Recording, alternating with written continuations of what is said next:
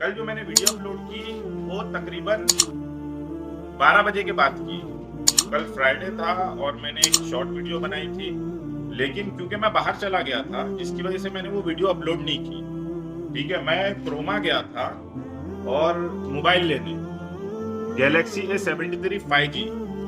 ये है 8256। ठीक है, अभी जिससे मैं वीडियो रिकॉर्ड कर रहा हूँ ना, ये वन प्लस का है।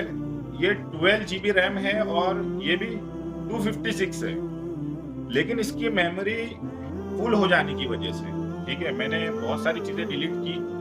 लेकिन इसमें दो चीज, 1 साल हो चुका है मुझे ये फोन लिए हुए, और इसमें दो चीज, ये तो एक तो इसकी चार्जिंग है। इसकी चार्जिंग का मुझे नहीं समझ में आता। स्टार्ट में तो इसकी चार्जिंग बहुत अच्छी थी, लेकिन अभी जो है 6 से 7 घंटा चलता है, उसके बाद इसकी चार्जिंग खत्म हो जाती है। और दूसरी चीज ये कि अब ये बहुत हैंग होने लगा है। पहले तो मुझे लगा कि यार मेमोरी शायद फुल हो गई है, इसकी इनबिल्ट मेमोरी जो है उसकी वजह से हैंग हो रहा है, तो मैंने इसमें से बहुत सारी चीजें डिलीट कर दी। लेकिन उसके बाद भी जब फोन रिसीव करो तो ब्लैंक हो जाता है, उसके बाद भी ये हैंग हो रहा है। तो मुझे ऐसा लगा कि यार कोई दूसरा मोबाइल लेना चाहिए। हैंग होने में जो सबसे बेस्ट मोबाइल है ना भाई, कि जो कभी हैंग नहीं होगा, वो है आईफोन। मैं तकरीबन आज से 3 साल पहले आईफोन यूज करता था, लेकिन मैंने आईफोन इसलिए छोड़ दिया, बहुत जबरदस्त मोबाइल है, लेकिन मैंने आईफोन मोबाइल इसलिए छोड़ दिया यूज करना क्योंकि उसमें 2-3 चीजें हैं। जैसे चार्जिंग का प्रॉब्लम मुझे उसमें भी था, कि उसमें भी चार्जिंग कुछ टाइम के बाद 2 साल कुछ हुआ था मोबाइल लेके, उसके बाद उसकी चार्जिंग जो है ना वो नहीं चलती थी ज्यादा।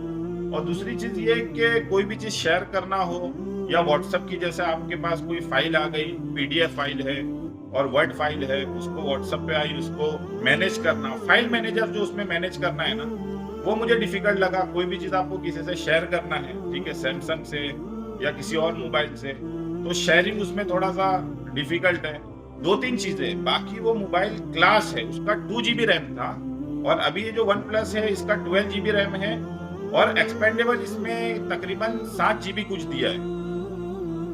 मतलब इतना रैम होने के बावजूद ये फोन हैंग हो रहा है। और जो आईफोन था उसमें 2 GB रैम दिया था उसमें, लेकिन जबरदस्त था। उसके बाद मैंने सैमसंग का लिया था M31, सिर्फ और सिर्फ अपने डेटा के लिए, और जो पीडीएफ फाइल होती है, जो व्हाट्सएप पे जो हमारे पास वर्ड फाइल होती है, और फाइल मैनेजर मैनेज करने के लिए मैंने सैमसंग का मैंने सोचा यार कोई फोन लिया जाए। तो M31 वो भी जबरदस्त है, उसकी चार्जिंग, और मतलब सैमसंग के जितने भी फोन है ना, आप कोई भी फोन ले लो सैमसंग का, मतलब S सीरीज और इसकी J सीरीज और इसकी M सीरीज। ये A सीरीज में मैं फर्स्ट टाइम लिया, ये जो फोन है A73, ये मैंने फर्स्ट टाइम लिया A सीरीज का फोन। मुझे लेना S22 था, लेकिन प्रॉब्लम फिर वही आ गई कि वो 8 GB रैम और 256 GB इनबिल्ड है, उसके बाद उसमें मेमोरी कार्ड स्लॉट नहीं है। तो यही सेम प्रॉब्लम जो इसमें है, इसमें तो बहरहाल चार्जिंग भी नहीं सही से, 6 से 7 घंटा इसकी चार्जिंग रुकती है और चलती है 6 से 7 घंटा। और दूसरी बात ये हैंग हो रहा है। तो मेमोरी कार्ड मैंने मेमोरी भी इसका डिलीट किया, बहुत सारे डेटा अपने डिलीट किया, कि जिसकी वजह से मुझे लगा कि शायद अब हैंग नहीं होगा, लेकिन उसके बावजूद भी हैंग हो रहा है। तो अब देखते हैं कि ये फोन मैंने ले तो लिया हूँ, मैंने इसको अभी यूज नहीं किया क्योंकि ये ऐसी ही है, एज इट इज है। और इसका कलर, ठीक है, क्योंकि मोस्टली मैं जब भी फोन लेता हूँ तो मैं ब्लैक कलर जो है ना वो प्रीफर करता हूँ, क्योंकि ब्लैक कलर अच्छा होता है, स्क्रैचेस, ये सारी चीजें, और फिर आप बैक कवर लगा रहे हो अगर नहीं लगा रहे हो, लेकिन वो सारी चीजों के लिए ना ब्लैक कलर बेस्ट होता है। मैं जब भी फोन लेता हूँ तो सबसे पहले मुझे ऐसा होता है कि यार ब्लैक कलर का लो, ब्लैक कलर का टेंशन नहीं, स्क्रैचेस वगैरह ये सब, ये मेरी थिंकिंग है, ठीक है। और जो मैंने वन प्लस के बारे में कहा, मैं ये नहीं कहता हूँ कि वन प्लस कोई बुरा ब्रांड है या आईफोन, ये सारी चीजें अपने में ब्रांड है, और हो सकता है कि शायद ये मेरी थिंकिंग हो और ये गलत हो, लोग आईफोन यूज कर रहे हैं। आईफोन तो बहुत जबरदस्त है अगर आप नॉर्मली टेक्स्ट और कॉलिंग के लिए यूज कर रहे हैं, और एप्लीकेशन जो आईफोन के एप्लीकेशन है उसके लिए तो जबरदस्त चीज है। 2 GB रैम, और मैंने जब भी जितना भी यूज किया, मैंने एक साथ अगर उसमें 10 एप्लीकेशन भी आप उसमें ऑन करेंगे ना, तो कभी वो हैंग नहीं होगा। ये चीज तो क्लास है मतलब आईफोन की। और सैमसंग का जो था M31 लिया था, वो भी अच्छा फोन था, वो भी अच्छा चला, उसकी बैटरी बैकअप अच्छा था। और सैमसंग तो होता ही एकदम खतर फोन होता है, ठीक है। तो ये इसका तो 8 GB ही है, जबकि इसका तो मैंने कहा ना 12 और +7 है इसका रैम। लेकिन उसके बावजूद भी नहीं समझ में आ रहा, और मेमोरी कार्ड का भी फुल हो जा रहा।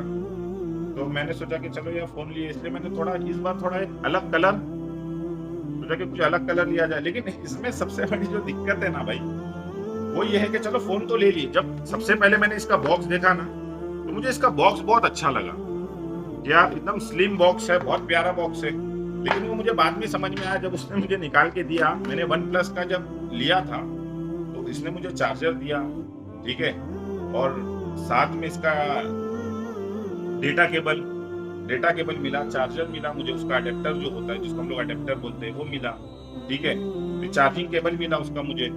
और जब आईफोन लिया था उसके साथ भी ऐसे ही था, और जब सैमसंग लिया उसके साथ भी ऐसे ही था। लेकिन ये जब आईफोन ने नया एक जो मार्केटिंग पॉलिसी होती है ना, वो जब स्टार्ट की, तो अब हम लोग देखते हैं कि भाई ये देखो, इसमें जो सबसे खतरनाक चीज मुझे लगी ना वो ये है, ये सैमसंग वाले ने ये डेटा केबल दिया है मुझे, ठीक है, चार्जिंग केबल। लेकिन इसकी सबसे बड़ी दिक्कत क्या है मालूम है? ये देखो, ये पोर्ट तो यूएसबी कनेक्टर होता है, वो उसने इसमें से निकाल दिया। तो मुझे ये नहीं समझ में आ रहा कि इसने ये 200 से 300 का कुछ है, और इसका अगर आप एडेप्टर लेने जाओगे तो वो 1300-1400 का है, ठीक है। ये तो इनकी मार्केटिंग पॉलिसी है, लेकिन मैं बोलता हूँ ये भी देने की जरूरत क्या थी आपको? जो इंसान 1400 का एडेप्टर ले सकता है, वो ये केबल तो ले ही सकता है 200-300 का। तो मैंने तो नहीं लिया, क्योंकि मेरे पास ऑलरेडी चार्जर रखा था वन प्लस का, जबकि इसमें 30 वॉट कुछ सपोर्ट है, 30 वॉट मिनिमम लगाना है, और मेरे पास उसका वन प्लस का कुछ 25 वॉट का चार्जर है। तो मैं लगाऊंगा जब तक चलेगा। हम इंडियन लोग हैं, जब तक के ऐसे तो नहीं लेंगे ना कोई चीज।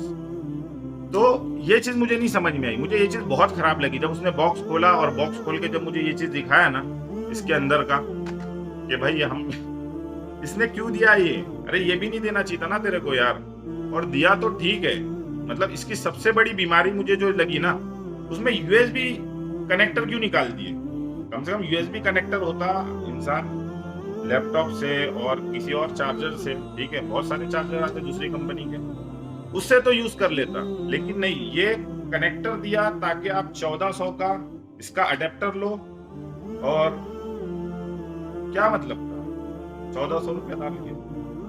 बट मैं बोल तो रहा हूँ बहुत, लेकिन यह है कि मुझे भी लेना पड़ेगा अडेप्टर, तो मुझे लेना पड़ेगा, क्योंकि केबल का तो मैं कुछ नहीं कर सकता, ठीक है, जब तक कि मेरे पास वो वन प्लस का चार्जर है, मैं उसे चार्ज करूंगा कुछ दिन। लेकिन जब ये केबल यूज करने, और हमारी एक आदत होती है ना कि कोई चीज रखी हो ना, तो मैं पूरा पूरा चार्जर नहीं खरीदूंगा, क्योंकि मुझे पता है कि मेरे पास चार्जिंग केबल रखा हुआ है, तो मैं इसको यूज करने के लिए मुझे अडेप्टर लेना पड़ेगा, ठीक है। तो ये कंपनियों की मार्केटिंग पॉलिसी होती है, जो कि बिल्कुल गलत है।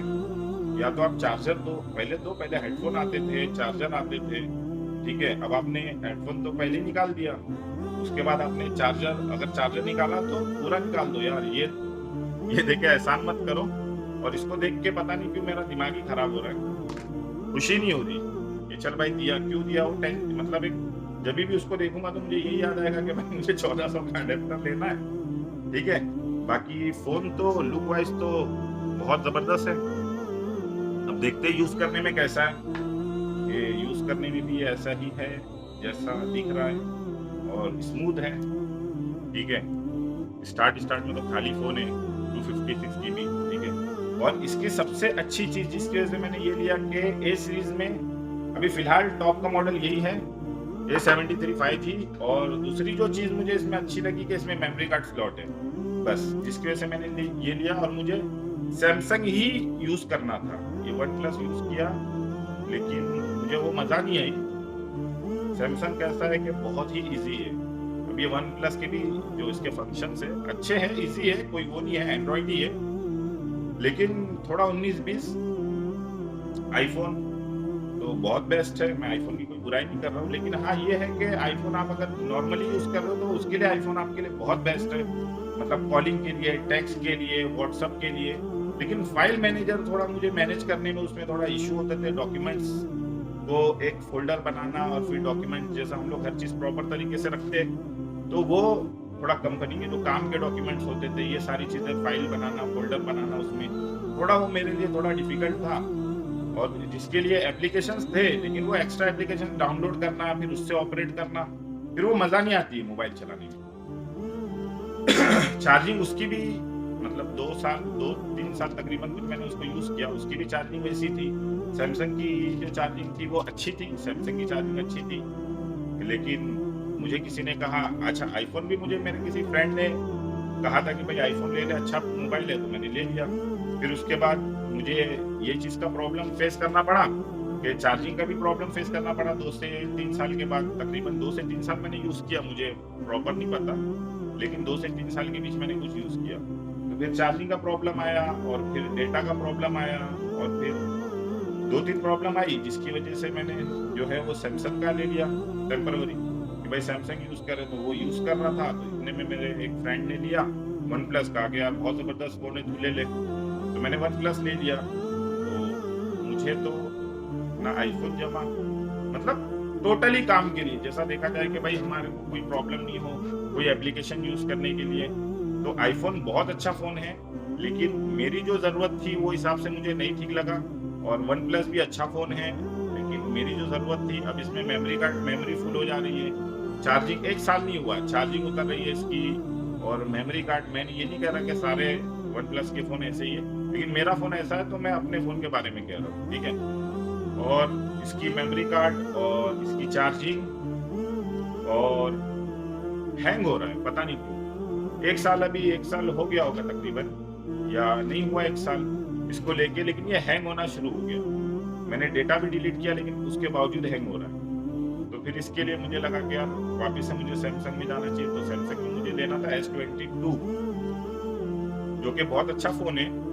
मैंने सुना है, मुझे नहीं पता, मैंने यूज़ नहीं किया, लेकिन मेरे फैमिली में किसी ने लिया था तो उसने मुझे कहा कि यार S22 ले, लेकिन मेमोरी कार्ड स्लॉट, फिर वही बात, अगर इसकी मेमोरी अगर फुल हो गई तो उसके बाद 256 जीबी फुल हो गई, तो उसके बाद मैं क्या करूँगा? तो इसके लिए मैंने फिर सोचा कि यार ऐसा फ़ोन लूँ जिसमें मेमोरी कार्ड स्लॉट हो, कि इन फ्यूचर अगर फ़ोन फुल भी होता है मेरा, तो मैं एडिशनल मेमोरी कार्ड उसमें यूज़ करूँ। तो मैंने पता किया, तो जितने भी इसके हाई रेंज के, इसके अपर हाई रेंज के जितने भी फ़ोन थे, वो सब में मेमोरी कार्ड, और मेरे ख़्याल से in future memory card slot ही ये लोग खत्म कर देंगे, और कल को ये लोग बॉक्स भी खत्म कर देंगे। ये तो डेटा केबल तो ठीक है, ये तो इनकी मार्केटिंग पॉलिसी है। इसका मैन्युफैक्चरिंग कॉस्ट बहुत ज़्यादा अगर देखा जाए तो ₹10, 10 से 12, ₹15 बहुत ज़्यादा हो गया। लेकिन ब्रांड है, तो कुछ दिन बाद मेरे को लगता है कि ये लोग बॉक्स भी बंद कर देंगे, और फिर मोबाइल शायद ये लोग पॉलिथीन में लपेट-लपेट के देंगे। मेरे को तो यही लगता है कि बॉक्स तो मुझे बहुत अच्छा लगा इसका, लेकिन जब अंदर चार्जर देखा तो दिमाग खराब हो गया। मुझे ये चीज़ तो पता थी कि भाई अब सैमसंग भी अडेप्टर उड़ा दे रहा है, जिस तरह से चार्जिंग का अडेप्टर, लेकिन मुझे ये नहीं पता थी कि ये मैं जो फ़ोन ले रहा हूँ इसमें भी अडेप्टर नहीं है। मैंने क्योंकि ज़्यादा इंक्वायरी नहीं किया, मतलब जो 1-2 लोगों से पूछा, जिसने जो रिफ़र किया, जिसने जो बताया, वो हिसाब से मैंने वो चीज़ ले ली। ठीक है, तो देखते हैं कि ये फ़ोन कैसा होता है। और ये हैंग करता है, मतलब 95% तो नहीं करेगा, लेकिन किसी के बारे में कुछ नहीं बोल सकते किसी चीज़ के बारे में। Okay, thank you.